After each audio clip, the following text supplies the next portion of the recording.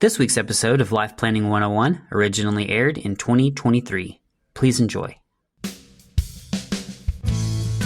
Welcome to Life Planning 101, brought to you by Smart Money Group and Kennedy Financial Services in Eastland, Texas. Tune in every week as we share important information to help you and your family live life on purpose. Insurance, investments, legacy and tax planning, and much more. All covered now on Life Planning 101. Good morning, good Monday morning, and welcome in.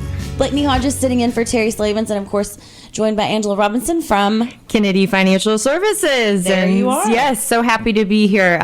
We do have a really good topic today, a really important topic, and it's about you and your advisors that you have in your life. And I want to start by telling you a couple stories.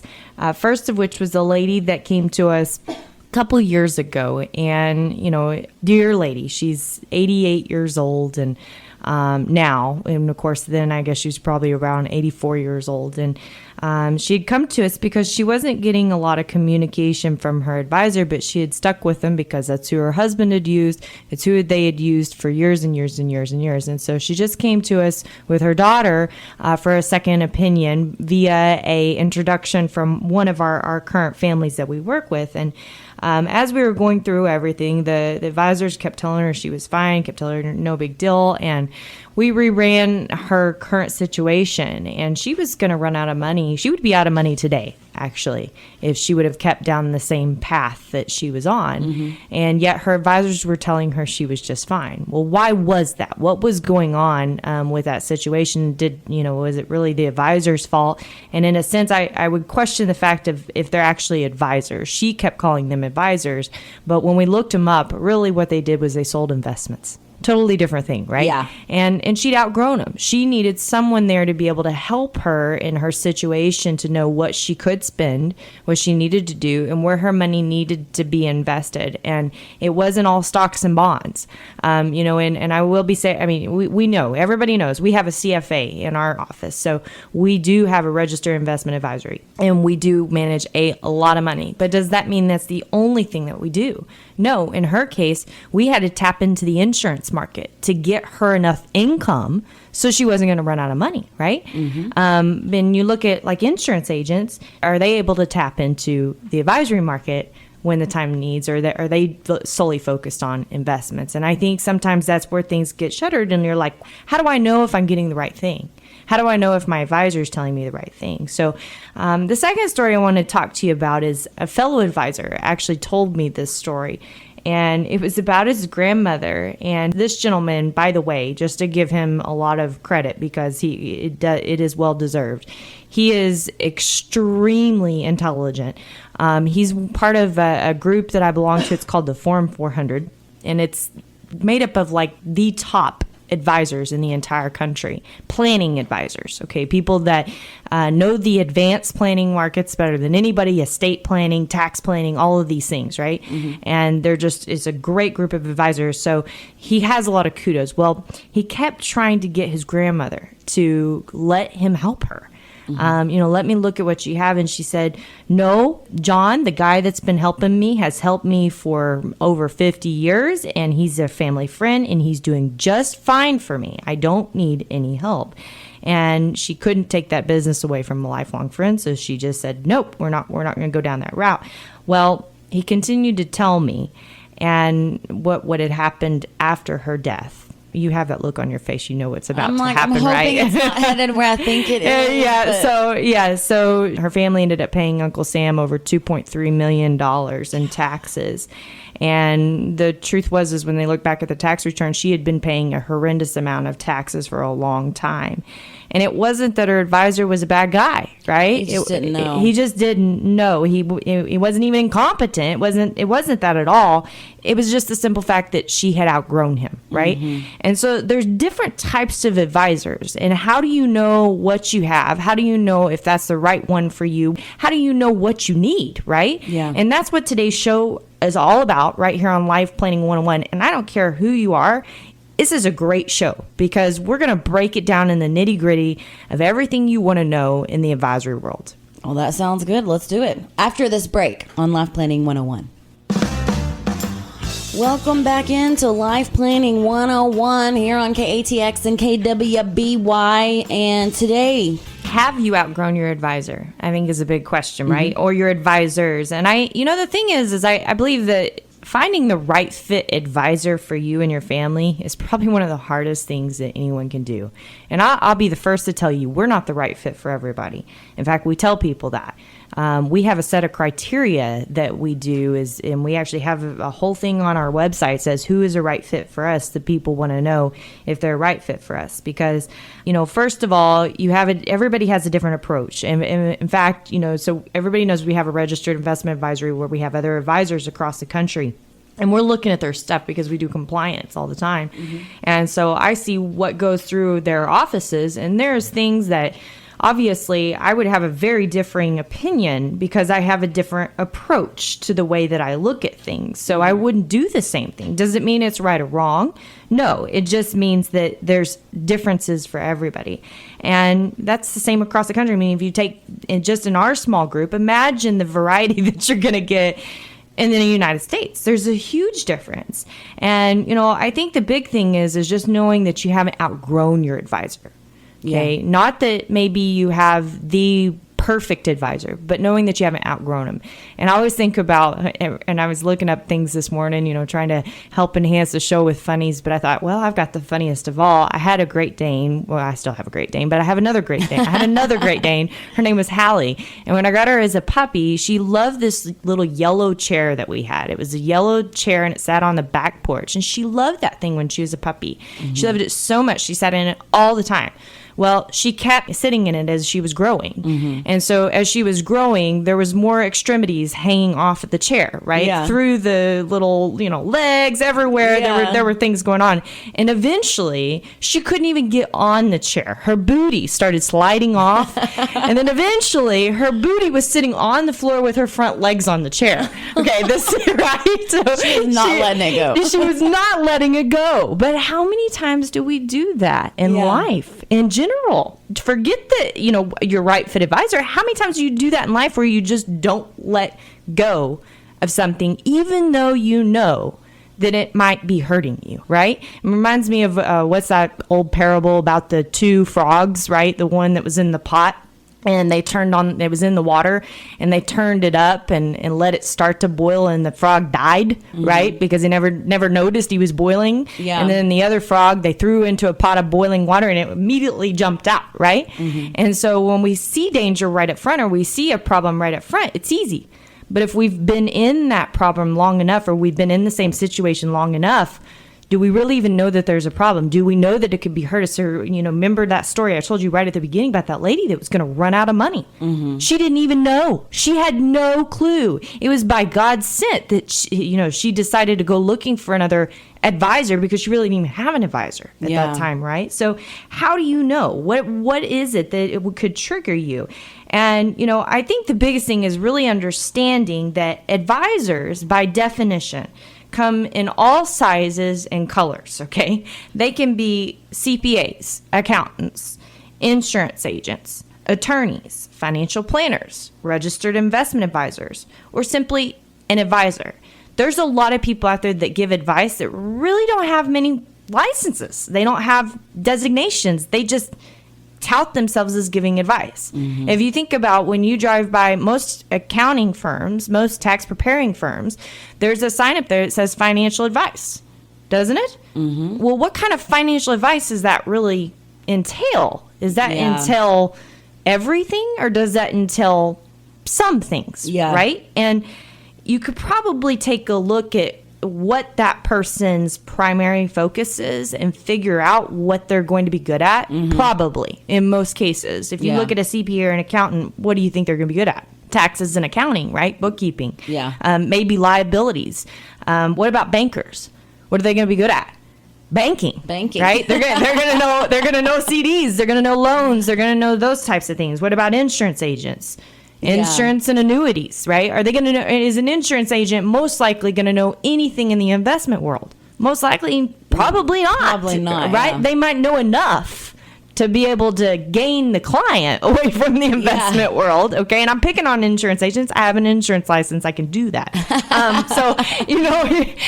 But it's true. They know enough, right? But do they know enough to really be all encompassing as an advisor to you? No. What about attorneys?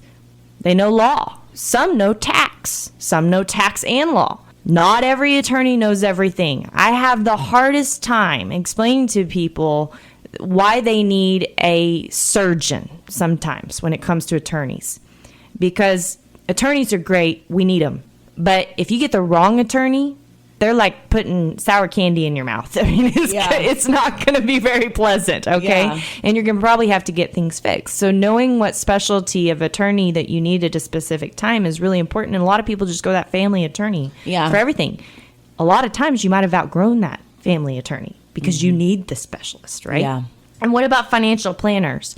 Whether it's a CFP, a CRC, a CLU, a CFHC, take your pick, right? There's tons of financial planners out there. Life and retirement planning, okay? Do they know everything? Maybe, maybe not. I heard an ad, I think it was last week, about an insurance agent that the guy had a CFP. Doesn't do investments, but he has a CFP. So does that mean he knows all-encompassing? Probably not, right? What about registered investment advisors? Obviously, we have a registered investment advisor. I could pick on these people too. And I'm telling you, this is flat crazy to me in our world that we live in, because there are more CFPs, there are more financial planners in the registered investment advisory world than there are anywhere. And yet, they don't do everything. They focus on investments. Mm-hmm. The majority of them focus on investments only. So what makes sense? How do you put all of this together, right? What should you expect from them? How should you know what to be able to ask them? And I think if you have to think of it this way. If you have $1 million and you choose an insurance agent as your sole advisor, for example, you're probably going to end up in an annuity with guaranteed lifetime income. Does that mean that's right for you or wrong for you? I don't know. But I've never put all the money in one basket. And, you go back in the day into the 80s and 90s in particular, you would see people, and you don't see so much of this anymore, but you'd see people go to a CPA, an insurance agent, a broker, a banker, and they'd have all these advisors. And they were trying to pull all of it together to make sure that it's working. But, what ended up happening is that because of, just a general population's lack of knowledge, we always say it's not the answer that you need. It's knowing the right question to ask. And an example of this, we're going through it right now. We have a young lady that had these questions for her accountant. She called her accountant. Her accountant said, I don't know. And then she called us back and we talked through it. And we're like, no, your accountant knows those answers. It wasn't the answer. It was the question that was being asked to the accountant, right? And so we do this all the time as humans. And we end up getting ourselves in a world of hurt because there's overlap, there's gaps in our plans, and there's problems all over the place because we're trying to micromanage all of those people, right? So if it doesn't work to have one and it doesn't work to have all, what does work? And that's what we're going to talk about when we come back right here on Life Planning 101. Welcome back in. It's Life Planning 101 right here on KATX and KWBY. Have you outgrown your advisor? That's right. And we've, talked about some stories. We've talked about different types of advisors. Before we get into the actual question and getting some answers, I want to remind you of two other things you got to look at when you got to look at advisors. Number one is, are they captive or are they independent? And this is a telltale sign for a lot of things. It doesn't necessarily mean a bad thing, but if you have an advisor that's captive, they often have to meet quotas, okay? So, example, we were told we were interviewing an Edward Jones guy, and he has to sell so much of these proprietary funds a month, or he doesn't end up getting that quota and that bonus. Okay, so you think about the fact of where his mindset is and where his motives are. It's not that he's a bad person, but he's been trained to meet these quotas. Okay, this happens a lot. You see farmers, State Farm, all these guys are captive. They can only sell for one company, and they have quotas they have to meet. And if they don't sell so much, then they might end up fired. Yeah, They may not they even don't get have their a job. bonus. They may lose their job, right? So, it's a question to be able to ask your advisor, and just have that in the back of your mind. And if you are working with a captive agent, doesn't mean they're a bad person or a bad guy. In fact, like that Edward Jones guy, I thought he was amazing. Amazing individual. He wasn't allowed to do a lot of the things that he felt like he needed to be able to do to help his clients, because that was his mindset, right? So it doesn't mean he was a bad guy at all, or that he couldn't do the work. It just meant that, you get your checks and balances. Use them more like a broker. Use them more like a product dealer rather than your actual advisor. Yeah. Right? Okay. And then the second thing, if they're independent, just because they're independent doesn't mean they have all the choices in the world. We're independent, and there's other advisors that are independent, and they can't do what we can do. Why is that? Well, because their RIA doesn't allow them to do it. Their BD doesn't allow them to do it. Broker-dealer doesn't allow them to do it. It's all over the board. So, it doesn't mean that just being independent is the right way to go either. Also, a lot of independent advisors aren't advisors. Independent money managers. Let's call them that, right? Yeah. Okay. Then on top of that, once you've kind of figured that out, the other thing that I think is extremely important to nail down is transparency of fees, right? Do people get paid via fees or commission? All right. Neither are bad. And I want to repeat that. Neither are bad. There's all this hype because of regulatory that commissions are a horrible thing. And I'm going to tell you straight up front, we're primarily fee-based. We get paid fees. 98% of our income is fees. But it doesn't mean commissions are bad. And I'm going to tell you why. If we have a very young person that we fee for the rest of their life, they're going to end up paying us more than they would have if they paid a commission up front on something that they needed to pay for. Okay. Now, does that sound great? Maybe. If it doesn't need ongoing management. If it needs ongoing management and we got paid a commission up front, what motive would we have to continue to monitor that and make sure it's doing a good job? We don't, right? Yeah. So what's better? Depends. Totally depends. But it's important to be able to know how people get paid and what they're getting paid, because you can see if there's any ulterior motives in what they're suggesting for you, right? And that's just good to know. It's good to know. And we tell people we can get paid a couple ways. That's what we tell people. We can get paid a couple of ways. Let's find a way that works for you and I in that agreement, and we can move forward. And a lot of times it ends up being fees because we want that ongoing relationship. Mm-hmm. And when they make money, we're able to make money. And when they lose money, we're able to lose money, right? And we're on the same side of the fence. But that's not always the case.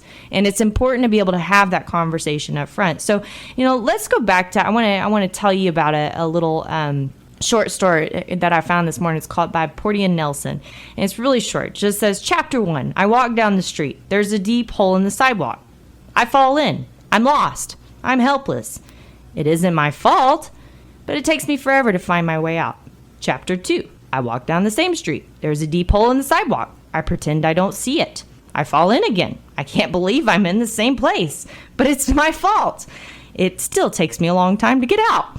Chapter 3, I walk down the same street. There is a deep hole in the sidewalk. I see it there still. I still fall in. It's a habit. My eyes are open. I know where I am. It's my fault. I get out immediately. Chapter 4, I walk down the same street. There's a deep hole in the sidewalk. I walk around it. Chapter 5, I walk down another street. Right? So how many chapters is it going to take you to figure out if you have that right fit advisor? Yeah. Are you walking down that same street and falling in that same hole? How many years are you going to keep paying more than you need to pay to Uncle Sam, for example, right? And we don't think about these things, but let's refer back to Grandma's story for just a second. How do you know when you've outgrown that advisor? And in some cases, it's real simple. In others, it's not. And I think you have to start by asking yourself two questions. Number one, if you need a real true advisor that needs to look at everything holistically, you need to ask, are you working with someone that's proactively working with you and your other advisors on your life plans? That means they're working with your other insurance agents, property, casualty, life, working with your accountants, working with your attorney.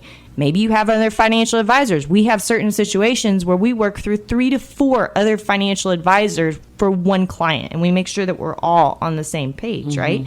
So are they doing this on your family support issues, your charitable gifting, business succession issues, legacy planning, estate planning, liability issues, debt, getting sued, either way, tax issues, insurance issues, investment issues. That's a holistic approach. That's all encompassing. If you try to do one thing without the other, it is inevitable you're going to have gaps and overlaps in that plan. And I will tell you this straight up front. When we work with someone, if they aren't willing to lay down their cards and let us look at everything, we won't work with them. It's a liability for us because of what we do, because we're looking at that big picture. And number 2, are they talking to you about all of your options? You may not know everything that could be made available to you. And I mean, it's kind of like that answer, right? You're looking for an answer. Well, my bet is that you probably don't. That's why you're seeking advice in the first place, right? Yeah. So you need some help. And most advisors don't. And that's what you've got to come to grips with. Most advisors don't know everything. We get calls from CPAs asking, what can we do here? What can we do? Why? They do taxes. We don't prepare taxes, but we do tax planning. So they see the difference. They know the complement works, right? We seek an attorney and we say, we want to do this to accomplish our goals. How do we do it? Right? Yeah. We're seeking their advice because we know we don't have the tools or the knowledge or the, pass the bar exam, the license to be able to do it, right? So, the thing is really understanding this topic of how you've outgrown your advisor or if you've outgrown your advisor. And if your advisor hasn't made you aware of the things that we discussed today, like all of these things, then you probably need to sit down and look at your situation. Are you going to run out of money? Do you know? Are you appropriately covered if you got sued today? Do you know? Are you thinking about your legacy planning and how your kids are going to inherit your money? Do you know if they're going to pay taxes? Do you know if you're going to pay more taxes or less taxes in 5 years from today? Do you know that? You should. Those are the things that you have to look at for your situation because they make all the difference in the world for people. And that's what we come to grips with. That's why we end up walking down that same street and falling in the same hole over and over again. So there was a quote I found by Katharine Hepburn. I want to end with this. And she said, "We are taught to blame your father, your sisters, your brothers, the school, the teachers, but never blame yourself.